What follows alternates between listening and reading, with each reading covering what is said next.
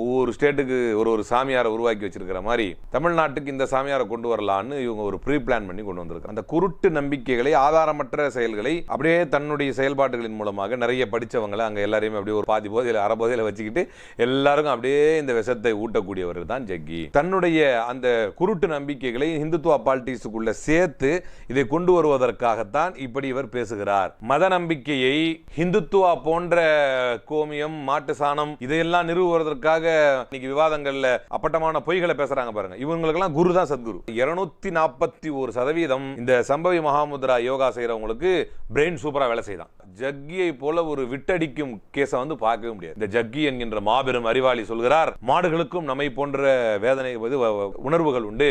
தமிழ்நாட்டில் இறக்கிவிடப்பட்டு அறிவாளிகளை எல்லாம் கவர்ந்து அந்த அறிவாளிகளினூடே தன்னை அறிவாளி போல் காட்டிக்கொள்ள முயலக்கூடிய ஒரு அடிமுட்டாள் ஜக்கி. சமீப காலமாக ஜக்கி வாசுதேவ் ஒரு சர்ச்சைமிக்க பெயராகவும், அவருடைய ஈஷா யோகா ஒரு சர்ச்சைமிக்க இடமாகவும்,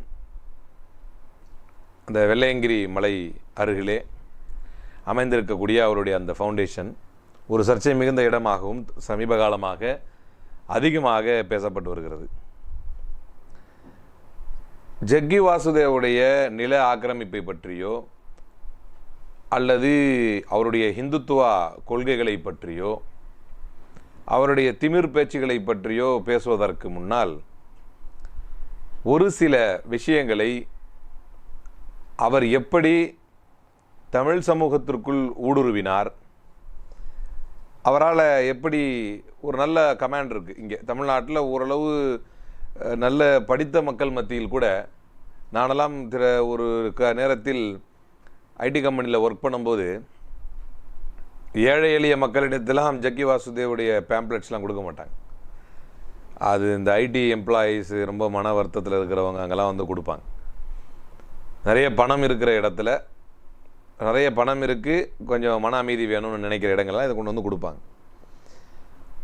ஆஸ் யூஷுவலாக இந்த தமிழ்நாட்டை பொறுத்த வரைக்கும் ஒரு பழக்கம் இருக்குது. அது என்ன அப்படின்னா, நீங்கள் எதை பேசுவதாக இருந்தாலும் அறிவு சார்ந்த விஷயங்களில் கலந்து உங்களை ஒரு அறிவாளி போன்று குறைந்தபட்சம் காட்டிக்கொள்ளவாது வேண்டும், சமூகம் அதை அங்கீகரிக்கவாவது செய்ய வேண்டும். நீங்கள் நிறைய பேரை கவனிக்கலாம், முட்டாள்தனமாக உலகக்கூடியவர்களை டோட்டலாக புறக்கணிப்பாங்க. தமிழ்நாட்டில் கொஞ்சம் அறிவு சார்ந்து பேசக்கூடியவர்களை என்டர்டெயின் பண்ணுவாங்க. அப்படித்தான் தன்னுடைய செயல்பாடுகள், தன்னுடைய பேச்சுக்களின் மூலமாக ஒரு அறிவுஜீவியை போல, அதில் எல்லா மிக்சிங் இருக்குது. யோகா இருக்குது, யோகான்றது எல்லா மதத்தினரும் செய்யலாம், எல்லாத்துக்கும் நல்லது அப்படிங்கிற மாதிரி யோகா இருக்குது. மோட்டிவேஷ்னல் ஸ்பீச்சஸ் இருக்குது. அப்படியே கொண்டு இவர் ஒரு திரைப்படத்தில் சொல்வதை போல் ஒரு பொய்யை நிறுவ வேண்டும் என்று சொன்னால், எஸ்டாப்ளிஷ் செய்யணும்னு சொன்னால் அதுலேயும் கொஞ்சம் உண்மை இருக்கணும் அப்படிங்கிற மாதிரி தன்னுடைய அறிவு, அந்த அந்த கன்வின்சிங் ஸ்பீச்சஸ் இதெல்லாம் கொண்டு அப்படியே மிக்ஸ் பண்ணி கொண்டு வரார். தமிழ்நாட்டில் எந்த ஸ்டைலில் கொண்டு வந்தால் அது எடுபடுமோ, ஒவ்வொரு ஸ்டேட்டுக்கு ஒரு சாமியாரை உருவாக்கி வச்சிருக்கிற மாதிரி தமிழ்நாட்டுக்கு இந்த சாமியாரை கொண்டு வரலான்னு இவங்க ஒரு ப்ரீ பிளான் பண்ணி கொண்டு வந்திருக்கிறாங்க. ஆனால் ஜக்கி வாசுதேவுடைய அந்த ஸ்டேட்மெண்ட்ஸ் பற்றி ஒரு நாள் நான் வாசித்து கொண்டே வரும்போது, த டிஸ்டர்பிங் இர்ரேஷனலிசம் ஆஃப் ஜக்கி வாசுதேவ் அப்படின்னு ஒரு தலைப்பு, அருமையான தலைப்பு. அவருடைய பகுத்தறிவுக்கு புறம்பான, ஜக்கி வாசுதேவுடைய பகுத்தறிவுக்கு புறம்பான செயல்கள். He has perfected a dish that is a mix of religious politics and blind faith, and yet tastes surprisingly like a blend of rationality and ecumenism. He has perfected a dish. சும்மா சூப்பராக ஒரு சமையலை செஞ்சு வச்சுருக்கார் ஜக்கி வாசுதேவ்.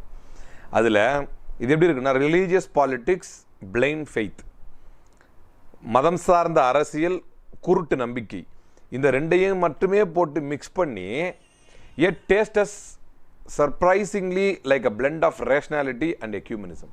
எனவே இவர் தன்னை ஒரு அறிவுஜீவி போலவும் ஒரு ஒரு என்ன சொல்லலாம்னா மதசார்பற்றவரை போல காட்டிக்கொண்டு ஒரு மைல்டு இந்துத்துவாவை மக்களுக்கு மத்தியிலே புகுத்துவதற்கு ரொம்ப திறமையாக பேசக்கூடிய ஒரு நடிகர் இந்த ஜக்கி என்றால் அது மிகையாகாது. இவரை பொறுத்த வரைக்கும் நிறைய டார்வினை பற்றி, சார்ல்ஸ் டார்வினை பற்றி நிறைய பேசுவார். பேசிட்டு டார்வினுடைய தத்துவங்களை எல்லாம் சொல்லிட்டு அப்படியே கொஞ்சம் என்ன பண்ணிடுவார், மனிதன் வந்து குரங்கிலிருந்து மனிதன் ஆனான், நான் மனிதனுக்கு மேலே வேறு லெவலுக்கு கொண்டு போகணும்னு நான் சொல்கிறேன். இதுதான் அவருடைய எப்போதுக்குமான பேச்சாக இருக்கும். ஆனால் இது அப்படியே சொல்லிவிட்டு கூடுதலாக லாஸ்ட்டாக ஒன்றையும் சொல்லிடுவார். The evolutionary theory is not Darwin's. Adiyogi propounded this 15,000 years ago. 15,000 ஆண்டுகளுக்கு முன்பாகவே ஆதியோகி வந்து இந்த எவல்யூஷனரி தியரியை கொண்டு வந்துட்டாருங்கிறவர். டக்குன்னு டார்வினை பற்றி தியரியை பேசிட்டு, அந்த டார்வின் தியரி வந்து எவல்யூஷனரி, அந்த எவல்யூஷன் சொல்லுவாங்க இல்லையா, மனிதன் மாறி வந்தது.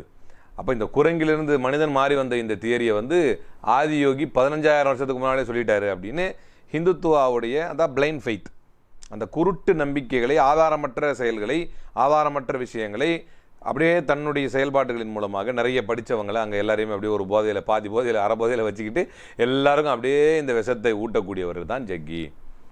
அவர் ஏதோ ஒரு பெரிய அறிவாளி மாதிரியும், ஒரு மதங்களுக்கு மத்தியில் நல்லது சொல்கிறவர் மாதிரியும், மீனாக வந்து அவர் அறிவாளி மாதிரி நினைக்கிறதே வந்து ஒரு பெரிய தப்பு. ஏன் அப்படின்னா, ஒரு மனிதன் இறந்து விட்டால், அவர் வந்து தன்னுடைய லைஃப் ஆஃப்டர் டெத் அப்படிங்கிற ஒரு சப்ஜெக்டில் சொல்கிறார். ஆஃப்டர் அ பர்சன் டைஸ், அவர் சொல்கிறார், after a person dies up to 11 days for sure, most of the time up to 14 days fingernails grow, hair grows. அவர் சொல்கிறார் 14 நாள் 11 நாள் கழிச்சும், கிட்டத்தட்ட 14 நாள் வரைக்கும் கூட ஒரு மனிதன் இறந்து விட்டால் நம்ம கை விரலுடைய நகங்கள் வளருது, முடி வளருது அப்படின்னு சொல்கிறார். பிகாஸ் டெத் இஸ் ஹேப்பனிங் ஸ்லோலியா. ஏன்னா வந்து மரணம் வந்து பொறுமையாக தான் ஒருத்தருக்கு ஏற்படும் அப்படின்னு ஜக்கி வாசு சொல்கிறார். இப்போ இந்த அறிவாளியை பற்றி நீங்கள் என்ன சொல்கிறது? இவரையும் அறிவாளியை நினச்சிக்கிட்டு நாட்டில் இருக்கிற பெரிய பெரிய ஐஏஎஸ் ஐபிஎஸ் ஆஃபீஸர்லாம் போய் அங்கே உட்காந்துருக்கானே, அவனெல்லாம் என்ன சொல்கிறது? அப்போது இந்த சமூக நீதி மண், பெரியாருடைய இந்த பகுத்தறிவு மண்ணுடைய நேரடி எதிரி ஜக்கி. அதையும் அப்படியே ஒரு அழகிய ஆங்கிலத்தில், அதுக்கப்புறம் அப்படியே கொஞ்சம் அறிவு சார்ந்த வாதங்களில் அப்படியே பொறுத்து உள்ள. ஆக்சுவலாக என்ன அப்படின்னா, ஃபிங்கர் நெயில்ஸோ ஹேரோ முடியோ ஒரு மனிதன் இறந்த கையோடு அதெல்லாம் வளருவதை வந்து நிறுத்திவிடும். ஆனால் என்ன நடக்கும் அப்படின்னு சொன்னால், பாடி ஷ்ரிங்க் ஆகும், உடல் சுருங்க ஆரம்பிக்கும். அப்படி சுருங்க ஆரம்பிக்கும் போது டீஹைட்ரேஷன் காரணமாக உடல் வந்து அப்படியே பின்வாங்க ஆரம்பிக்கும். அப்படி பின்வாங்க ஆரம்பிக்கும் போது முடியும் நகம்லாம் அப்படியே வெளியே அதிகமாக வர தெரியும். அதுக்கு அர்த்தம் வந்து அது வளருதுங்கிறது கிடையாது. அது வந்து இப்போ அறிவியலுக்கு கொஞ்சம் கூட சம்பந்தம் இல்லாத, அறிவியலுக்கு எதிரான, அறிவுக்கு எதிரான, பகுத்தறிவுக்கு எதிரான கருத்துக்களை மக்களுக்கு மத்தியிலே மதத்தினுடைய போர்வையிலும் அந்த சொன்னார். ஆரம்பத்திலே ஒரு வாக்கியம் சொன்னேன் இல்லையா, ஒரு பிளெண்டாக கொடுக்குறாரு. என்னன்னா பிளைண்ட் ஃபெய்த்தைய இது அப்படியே கொண்டு வந்து தன்னுடைய பேச்சுக்களின் மூலமாக மிக்ஸ் பண்ணி கொடுக்குறாரு. ஒரு மனுஷன் இறந்துட்டா 14 நாள் வரைக்கும் அவனுக்கு முடி நகம்லாம் வளருது, ஏன்னா டெத் வந்து ஸ்லோவாக தான் நடக்கும் அப்படின்னு இதை சொல்லிட்டு இன்னொன்று சொல்கிறார், dying slowly can be torturous. பொறுமையாக சாகிறது வந்து டார்ச்சராக இருக்கும். எப்போன்னா, if you do not tie the toes together, 2 கட்டை விரலையும் கட்டிடணும். இப்போ இங்கே வந்து மத நம்பிக்கையை கொண்டு வர்றார். மத நம்பிக்கையை அறிவியலோடு கலந்து அதிலும் பொய்யை அப்படியே கொஞ்சம் மிக்ஸ் பண்ணி அதை அப்படியே ஒரு மிக்ஸ் ஆக்கி தான் இந்துத்துவாவில் கொடுக்குறாரு. இந்த 2 கட்டை விரல், கால் கட்டை விரலை கட்டுவது எதுக்குன்னு சொன்னால், மரணித்த பிறகு எதுவும் வளராமல் இருக்கிறது, ஸ்லோவாக மரணிக்காமல் இருக்கிறது யூஸ் ஆகுமா. பெரும்பான்மையாக இன்றைக்கி தகனம் பண்ணிடுறாங்க, எரிச்சிடுறாங்க. அதுலேயும் குறிப்பாக மின்தகனம் அப்படி போட்டு இப்படி வந்தோடனே சாம்பலாகி போயிடுது. இப்போ இதில் வளருவதை பற்றியோ ஸ்லோவாக இறக்கிறத பற்றி சப்ஜெக்டே இல்லையே. ரொம்ப சிலரை புதைக்கிறாங்க, புதைச்சிட்டா அங்கே வேலையே கிடையாது. ஆனால் இவர் தன்னுடைய அந்த குருட்டு நம்பிக்கைகளை இந்துத்துவா பாலிட்டிக்ஸுக்குள்ளே சேர்த்து இதை கொண்டு வருவதற்காகத்தான் இப்படி இவர் பேசுகிறார். அப்படியே பேசிக்கிட்டே வந்து இடையில லாஸ்ட்டாக அப்படியே ஒரு கதையை ஒன்று சொல்கிறார். இதெல்லாம் எவ்வளோ டேஞ்சரான ஆள் அப்படின்னு சொன்னால், ஒரு முஸ்லீம் ராஜா இருந்தார், இதுக்கும் பேர் கிடையாது, அந்த முஸ்லீம் ராஜாவுக்கு பேரும் கிடையாது. பேசும்போது அப்படியே குருட்டம்போக்கில் சொல்லிக்கிட்டே வருது. ஒரு முஸ்லீம் ராஜா கொடூரமானவனாக இருந்தான். அவன் என்ன பண்ணான்னு சொன்னால், ஒரு டேண்ட்ரிக்கை கூப்பிட்டான், ஒரு தந்திரவாதியை கூப்பிட்டு அந்த ராஜாவுடைய இறந்த மகனை மீட்டு வருவதற்காக வந்து ரொம்ப அரக்கத்தனமாக இது மாதிரி செஞ்சான். ஒரு கதை. எதற்குமே அறிவியல் சான்று கிடையாது, எந்த கதைக்குமே வரலாற்று பின்புலம் கிடையாது, வரலாற்று குறிப்புகள் கிடையாது, ஆனால் பேசுறது. இதுதான் ஜக்கி. இதைத்தான் சமூகம் விளங்கிக் கொள்ள வேண்டும். ஜக்கி என்பவன் எப்படிப்பட்டவர் என்பதை பற்றியும், அதாவது உண்மையிலேயே மத நம்பிக்கைகளுக்குள் நம்ம தலையிட முடியாது, ஆனால் மத நம்பிக்கையை ஹிந்துத்துவா போன்ற கோமியம், மாட்டு சாணம் இதையெல்லாம் நிறுவுவதற்காக ஐஐடியில் சொல்லியிருக்கிறாங்க, இதில் பேசியிருக்கிறாங்க அப்படின்லாம் இன்றைக்கி விவாதங்களில் அப்பட்டமான பொய்களை பேசுகிறாங்க பாருங்கள். இவங்களுக்கெல்லாம் குரு தான் சத்குரு. இவங்களுக்கெல்லாம் குரு தான் ஜக்கி. இவர்களுக்கெல்லாம் ஆசானாக இருக்கும். அதே மாதிரி தான் கிரகணங்களை பற்றி பேசுகிறார். கிரகணம் ஏற்படுத்தும் போது ஏற்கனவே சமைச்சு வச்ச சாப்பாடெல்லாம் வந்து கிரகணமானவனே கெட்டு போயிடும். இதெல்லாம் மத நம்பிக்கைகளை கொண்டு வந்து அறிவியலுக்கு புறம்பாக பேசுகிறார். சமைக்கக்கூடிய சப்ஜெக்டே இப்போ தானே ஏற்பட்டுச்சு. இதுக்கு முன்னால் பல நூறாண்டுகளுக்கு முன்னால் யாரும் மனுஷன் சமைக்கவே கிடையாது. அப்போல்லாம் கிரகணங்கள் ஏற்பட்டு தான் இருந்துச்சு. ஸோ அறிவியலுக்கு புறம்பான பல விஷயங்களை தன்னுடைய வாய்ஜாலத்தின் மூலமாக இந்த மக்களுக்கு மத்தியிலே புகுத்தக்கூடியவர் தான் ஜக்கி. இதை வந்து பல சான்றுகள் மூலமாக நம்ம பேசலாம். யோகாவையும் ரிசர்ச்சையும் சேர்த்து பேசுகிறார். யோகா வந்து அப்படி இருக்கு பேசிட்டே வந்து சம்பவி மகாமுத்ரா அப்படிங்கிற ஒரு சப்ஜெக்ட் பேசுகிறார். சம்பவி மகாமுத்ராங்கிறது ஒரு யோகா. இந்த யோகா பற்றி சொல்லும்போது a study by the University of California found that those who did the Sambhavi Mahamudra have 241% higher than normal neuronal regeneration in the brain. சிம்பிளா சொன்னதா இருந்தா 241% இந்த சம்பவி மகாமுத்ரா யோகா செய்கிறவங்களுக்கு பிரெயின் சூப்பராக வேலை செய்தான். 241% சூப்பராக பிரெயின் வேலை செய்தான் இந்த சம்பவி மகாமுத்ராவை செய்கிறவங்களுக்கு. அந்த யோகாவை செய்கிறவங்களுக்கு செய்யாதவங்களை விட 241% பிரெயின் ரொம்ப சூப்பராக ஒர்க் பண்ணுதான். இது யோகா சொல்கிறார். இது எதை சொல்கிறாருன்னா, யூனிவர்சிட்டி ஆஃப் கலிஃபோர்னியாவில் இப்படி ஒரு ஸ்டடி, இப்படி ஒரு ஆய்வு பண்ணாங்க. அந்த ஆய்வினுடைய முடிவில் இப்படி அறியப்பட்டுச்சு அப்படிங்கிறார். இப்போ பிரச்சனை என்னென்னா, இதை ஒரு இடத்துல சொல்லலை, 2 இடத்துல சொல்லலை, 3 பல்வேறு இடங்களில் சொல்லியிருக்கிறாரு. நான் வேணும்னு அதுக்கான லிங்க் கூட ப்ரொவைட் பண்ணுறேன். சரி, இவ்வளோ சொல்லியிருக்கிறார்ல, அது என்ன தான் பாது யூனிவர்சிட்டி கலிஃபோர்னியா யூனிவர்சிட்டியில் யார் தான் சொன்னது, யார் அந்த ஆய்வு பண்ணது, எங்கேயுமே இதுவரைக்கும் எந்த தரவுகளையும் எந்த டேட்டாஸையும் எந்த சோர்ஸையும் அவர் வந்து கொடுத்தது கிடையாது.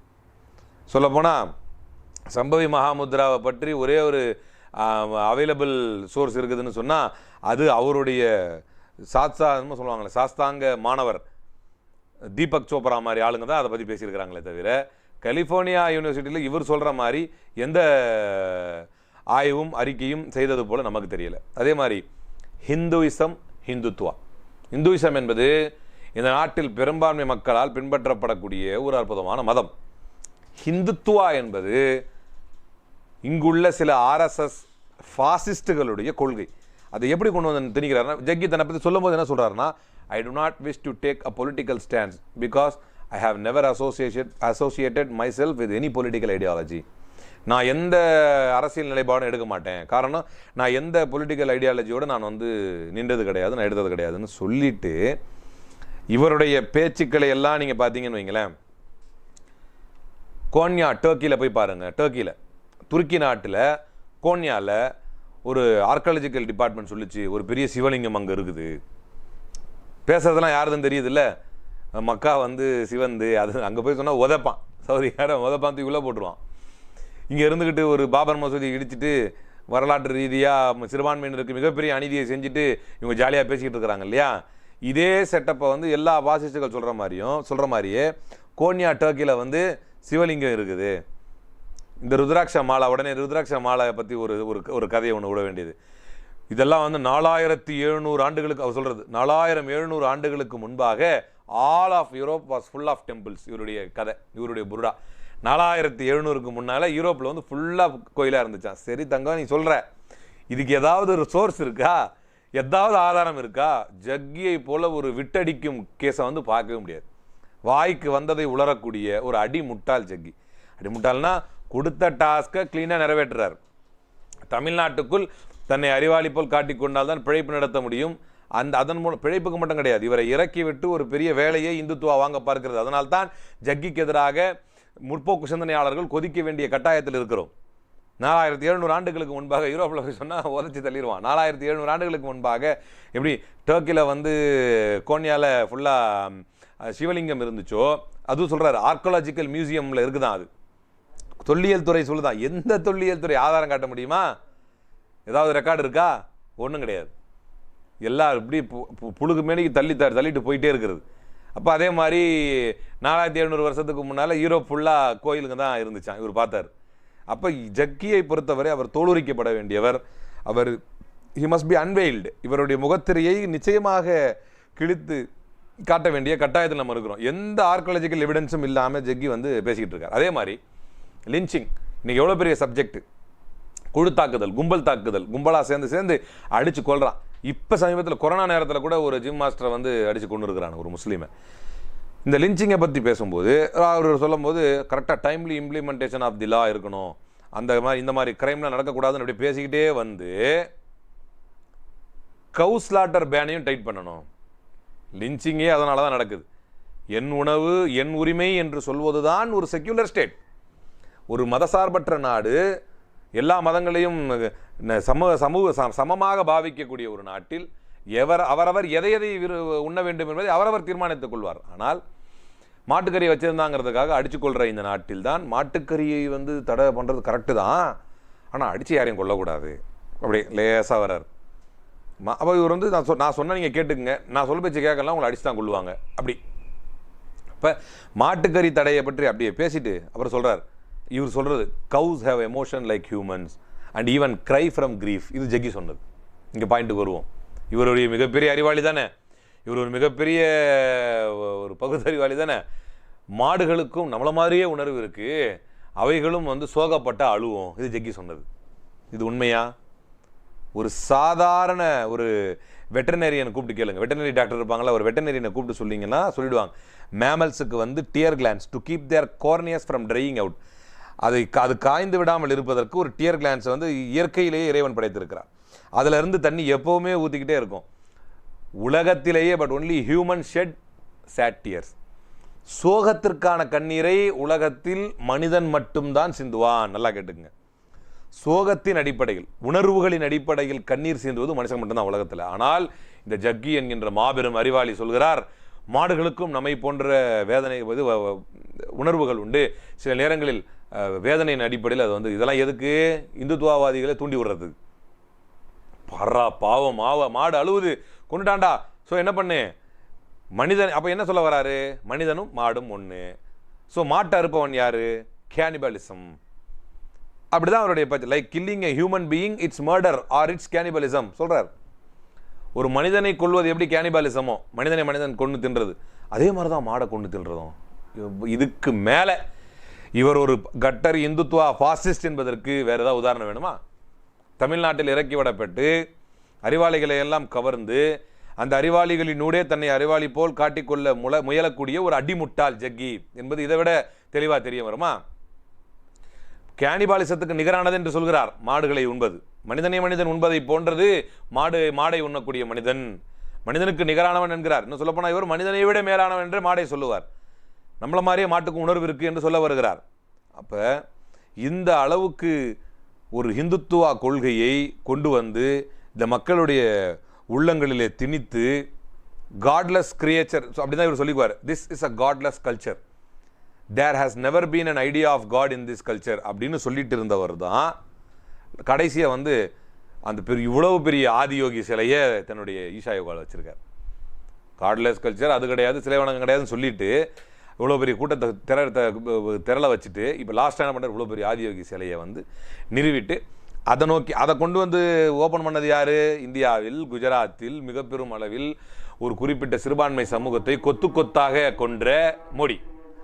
இதில் முக்கியமான விஷயம் என்னென்னா, பல ஹிந்துத்துவவாதிகளைப் போலவே ஜக்கி என்ன செய்கிறாருன்னா, கிறிஸ்தவர்களும் சரி இஸ்லாமிய கலாச்சாரமும் சரி இந்த நாட்டிற்கு செய்திருக்கக்கூடிய நிறைய கான்ட்ரிபியூஷனை அப்படியே மறைக்கிறார். அப்படி மறைச்சிட்டு பக்தி அப்படிங்கிற விஷயங்களும் சரி, முஸ்லீம் கிங்ஸு, பிரிட்டிஷ் கொலனியலிசம் இதையே வந்து நிறைய பேசி நம்மளை ஒழிச்சிட்டாங்க அப்படின்னு பேசிட்டு வரும்போது அகெயின் ஒரு லெக்சரில் சொல்கிறார், டிபெட்டியன் புத்திசம், அதாவது இங்கே வந்து புத்திசம் எப்படி வந்தது, இந்தியாவுக்குள்ளே புத்திசம் எப்படி வந்துச்சுன்னு சொன்னால், முஸ்லீம்களுடைய படையெடுப்புனால தான் தேவையில்லாமல் புத்திசம் வந்து இந்தியாவுக்குள்ளே வந்துச்சு. டிபெட்டியன் புத்திசம், மெயினாக டிபெட்டன் புத்திசம், டிபெட்டனுடைய இந்த புத்திசம் அப்படின்னு அந்த டிபெட்டை கொண்டு போய் அங்கே சேர்க்குறார். புத்திசம் வந்து டிபெட்டுடையது, டிபெட்டன் புத்திசம் வந்து இந்தியாவுக்குள்ளே எப்படி ஃப்ளரிஷ் ஆச்சு அப்படின்னு சொன்னால் இஸ்லாமிக் இன்வேஷனால தான், முஸ்லீம்களுடைய படையெடுப்புனால தான் டிபெட்டன் புத்திசம் வந்து இந்தியாவுக்குள்ளே தாக்கத்தை ஏற்படுத்துச்சு அப்படின்னு ஒரு லெக்சரில் வந்து இவர் சொல்கிறார். இதனால தான் அதாவது நிறைய certain form of yoga practice வந்து டிபெட்டன் புத்திசம் நேமில் இன்னைக்கு இருக்கிறதுக்கு காரணமே இந்த இன்வேஷன்னால தான். இதனால தான் they all went to, இதனால தான் எல்லாருமே மவுண்டெயின் மலைகளுக்கு போனாங்க, கிராஸ் பண்ணாங்க, நதிகளை கிராஸ் பண்ணாங்க, பீடபூமிகளில் செட்டில் ஆனாங்க. அதனால் அதுக்கப்புறம் தான் அதை டிபெட்டுன்னு சொன்னாங்க இப்படின்னு ஒரு வரலாறு பேசுகிறார். வரலாறு குறிப்புகள் இதையெல்லாம் வந்து அழகாக பேசுகிறார். ஆனால் உண்மை என்ன நீங்கள் கவனிச்சிங்கன்னா, ஒரு actually speaking in real time scenario, Buddhism திபெட்டினுடைய அஃபிஷியல் ரிலீஜியனாக அறிவிக்கப்பட்டதே, டிபெட்டினுடைய அஃபிஷியல் ரிலீஜியனாக டிபெட்டன் மொனார்ச்சில் அறிவிக்கப்பட்டது எப்படின்னா 8ஆம் நூற்றாண்டில். அதற்கு பிறகு செகண்ட் வே ஆஃப் இன்புட்ஸில் தான் இந்தியாவுக்குள்ளே வந்தது 10-11ஆம் நூற்றாண்டில். திபெட்டில் புத்திசம் அஃபிஷியலாக வந்தது 8ஆம் நூற்றாண்டில். இந்தியாவுக்குள்ளே வந்தது செகண்ட் வேவ் மாதிரி 10th 11th. டெல்லி சுல்தானேட்டுக்கெல்லாம் பல நூறாண்டுகளுக்கு முன்பாகவே புத்திசம் வந்துருச்சு. இவர் என்ன சொல்கிறாரு, இஸ்லாம் வந்ததுனால தான் இங்கே புத்திசம் வந்ததுங்கிறார். எங்கே போய் சொல்கிறது இந்த கூத்தை? கொஞ்சம் கூட அறிவுக்கு பொருந்தாத வரலாற்று தரவுகளுக்கு எதிரான விஷயங்களை ஜக்கி பேசுகிறார். அப்போ வாசுதேவுடைய இந்த ஹிஸ்ட்ரி அண்டர்ஸ்டாண்டிங் எந்த அளவுக்கு தப்பாக இருக்குது அப்படின்னு சொன்னால், அவருடைய அஸ்ட்ரானமி அண்டர்ஸ்டாண்டிங் மாதிரி, அவருடைய ஆர்காலஜி அண்டர்ஸ்டாண்டிங் மாதிரி, அவருடைய பயாலஜி அண்டர்ஸ்டாண்டிங் மாதிரி, அவருடைய ஜுவாலஜி அண்டர்ஸ்டாண்டிங் மாதிரி ரொம்ப வீக்காக இருக்குது எல்லாமே. ஸோ ஜக்கி என்பவர் ஒரு அடிமுட்டாள், ஒரு கடைந்தெடுத்த முட்டாள் என்பது ரொம்ப தெளிவாக இதன் மூலமாக நமக்கு தெரிய வருகிறது. ராமர் கோயில், அயோத்தி பாபர் மசூதி இடிப்பு விஷயங்களிலும் சரி, அதில் மீண்டும் ராமர் கோயில் கட்டப்பட வேண்டும் என்று சிறுபான்மை உரிமைக்கு எதிரான சம்பவங்களின் போதும் சரி, இவர் பாரதிய ஜனதாவின் பக்கமாகத்தான் நின்றார். மோடியை அழைத்துத்தான் தன்னுடைய ஆதியோகி சிலையை திறக்க வைத்தார். தன்னை அரசியல் ரீதியாக நிலைநிறுத்தி கொண்டு அதன் மூலமாக இந்துத்துவ பாசிச கொள்கைகளை உள்ளே நுழைக்க முயலும் ஒரு அறிவாளியாக காட்டிக்கொள்ள முயற்சிக்கும் ஒரு முட்டாள் யோகி, ஒரு முட்டாள்தான் நம்ம ஜக்கி என்பதை இந்த காணொளியின் மூலமாக தெளிவாக தெரிவித்துக் கொள்ள விரும்புகிறேன். இன்னும் அதிகம் ஜக்கியுடைய உளறுகளை நாம் தோலுரித்து காட்ட வேண்டிய கட்டாயத்தில் இந்த பகுத்தறிவு பூமி உள்ளது என்பது உண்மை.